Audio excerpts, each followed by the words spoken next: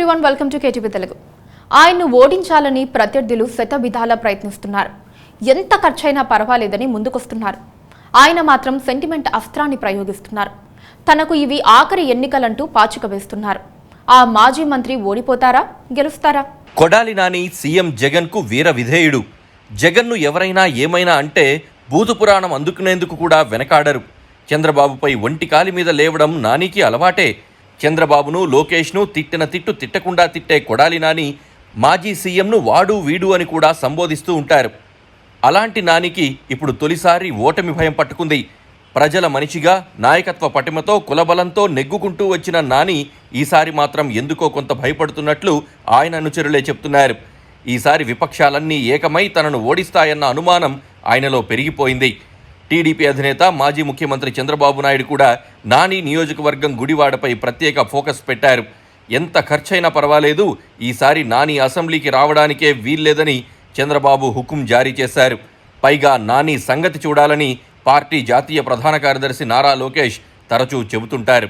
సెంటిమెంట్నే పట్టించుకొని నాని ఈసారి సానుభూతి కోసం తంటాలు పడుతున్నారు. ఇవే తనకు ఆఖరి ఎన్నికలని చెప్పుకుంటున్నారు. తనను ఓడించేందుకు టీడీపీ 200 కోట్లు సిద్ధం చేస్తుందని ఆరోపిస్తున్నారు. ఎన్నికల్లో తనకు తిరుగులేదని చెప్పుకునేందుకు ప్రయత్నిస్తున్నారు. తమ కూటమి గెలుపు సంగతి పక్కన పెడితే సీఎం జగన్మోహన్ రెడ్డి విజయాన్ని ఆపడమే లక్ష్యంగా చంద్రబాబు విశ్వ ప్రయత్నాలు చేస్తున్నారు. గుడివాడ ఎమ్మెల్యే కొడాలి నానిని కూడా ఎలాగైనా ఓడించాలని పట్టుదలగా ఉన్నారు.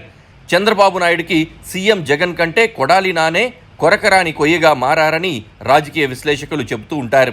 ఎక్కడ అవకాశం దొరికినా చంద్రబాబుపై విమర్శలు గుప్పిస్తారు కొడాలి నాని.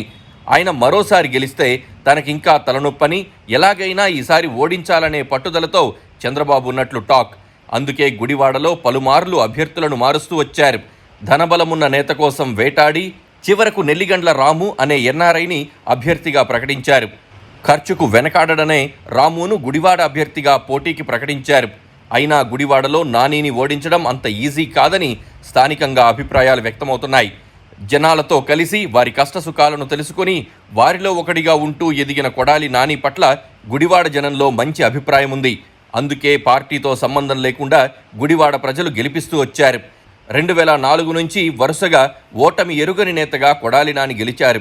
ఇప్పటికే 4 సార్లు గెలిచిన కొడాలి నాని 2024లో 5వ విజయం సాధించేందుకు ప్రయత్నిస్తున్నారు. అయితే ప్రభుత్వ వ్యతిరేక ఓటు ఆయనకు కొంతమేర ఇబ్బందికరంగా మారింది. జగన్ ప్రభుత్వం పట్ల ప్రజల్లో ఉన్న ప్రతికూలత తనను కూడా దహించి వేస్తుందని భయం ఆయన్ను వెంటాడుతోంది. ప్రతికూలతలను సృష్టించడంలో టీడీపీ, జనసేన కూటమి కొంతమేర సక్సెస్ అయ్యిందని నాని అనుమానిస్తున్నారు. పైగా బీజేపీ వచ్చి చేరితే అది బలమైన పొత్తు అవుతుందని కూడా ఆందోళన చెందుతున్నారు. అందుకే ఆఖరి ఎన్నికలంటూ సెంటిమెంట్ అస్త్రాన్ని ప్రయోగిస్తున్నారని విశ్లేషణలు వినిపిస్తున్నాయి. చంద్రబాబు ఆయనపై పగబట్టి చాలా రోజులైంది. పైగా నిండు అసెంబ్లీలో నారా భువనేశ్వరిని అవమానపరిచిన తీరు కూడా ఇంకా వారి కళ్లల్లో మెదులుతూనే ఉంది. ఈ క్రమంలో అందరం కలిసి కొడాలిని ఇంటికి పంపిద్దామని చంద్రబాబు చెబుతున్నారు. కమ్మ సామాజిక వర్గం ఇప్పుడు పూర్తిగా నానికి వ్యతిరేకమైందని వార్తలు వస్తున్నాయి. టీడీపీ అభ్యర్థి రాము సతీమణి ఎస్సీ సామాజిక వర్గానికి చెందిన వ్యక్తి కావటంతో వాళ్లను కూడా నానికి ఓటు వేయకుండా చూసే అవకాశం ఉంది. మరి ఈ ఉపద్రవం నుంచి నాని ఎలా బయటపడతారో చూడాలి.